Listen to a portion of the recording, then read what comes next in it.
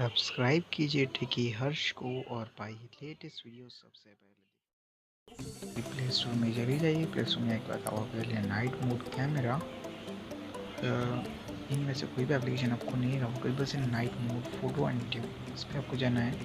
अच्छा एप्लीकेशन है, इसे इंस्टॉल करने के बाद इसे ओपन करिए। चलिए डेस्कटॉप पे चलते हैं। अभी नाइट मोड आपको दिख रहा होगा, आप बेसिकली इस पर क्लिक कर लीजिए। अभी देखिए ये बेसिकली फ़ोटो ऐसे निकलेगी। जब बिल्कुल सादा कैमरा वो ओपन करिए अपने फ़ोन का तो आपको ऐसे निकलेगी, ठीक है। और अब ये जो आपको स्लाइडर दिख रहा है, इस स्लाइडर को आपको आगे करना है आपके फ़ोटो की ब्राइटनेस बढ़ाने के लिए।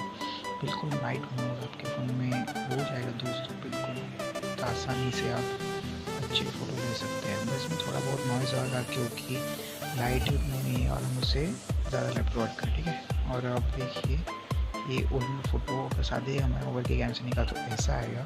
और अब इसकी हेल्प से इस ट्रिगर को आगे लेके जाइए और अब फोटो कैप्चर करिए। अब देखिए, ये देखिए बिल्कुल एकदम अच्छी फ़ोटो है, आप देख सकते हैं डिफरेंस, ठीक है। तो थैंक्स फॉर वॉचिंग, शेयर।